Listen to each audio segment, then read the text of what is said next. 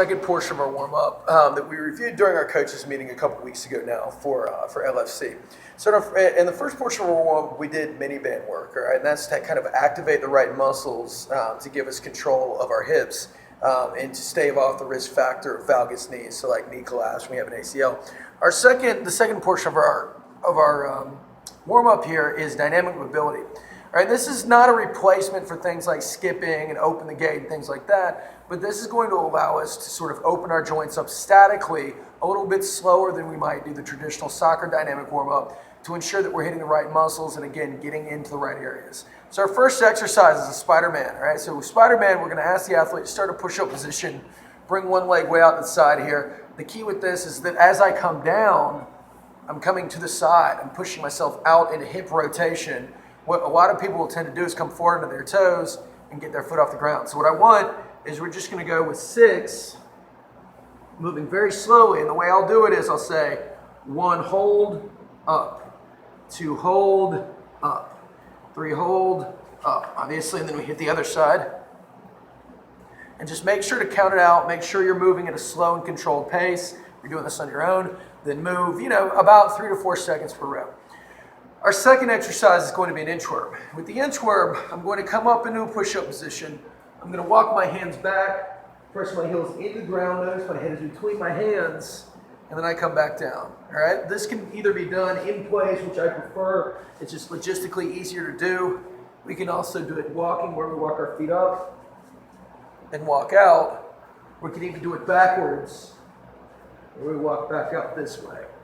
Any of those will work. The key is having our athlete kind of like pause at the top so it brings their pelvis kind of back more into a posterior tilt. That's the reason that we do the inchworm. Good dynamic exercise for our entire backside of our body and helping to get our abs back into the place that we want them. So our next exercise is going to be a split squat. With split squat, I want to come into a split stance here. My feet are staggered. What I cue the athlete to do, I want to think about dropping the back knee straight down to the ground.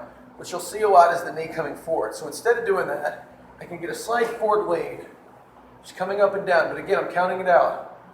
1, hold, back up. 2, hold, back up.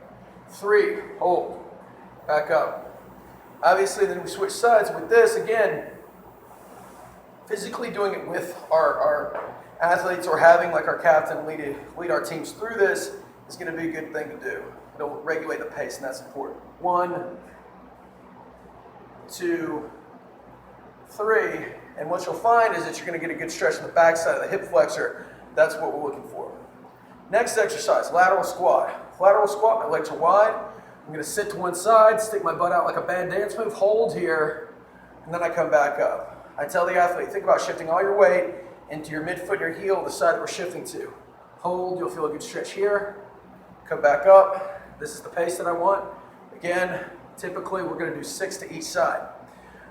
Our next exercise is rotary squat. With rotary squat, very similar looking to lateral squat. The only difference being is that I'm turning the foot out and I'm moving a bit more on a diagonal. As opposed to moving just straight side to side, I'm actually moving back. So I sit back, weight is in my heel. You're going to feel the stretch a little bit more sort of on the inside here.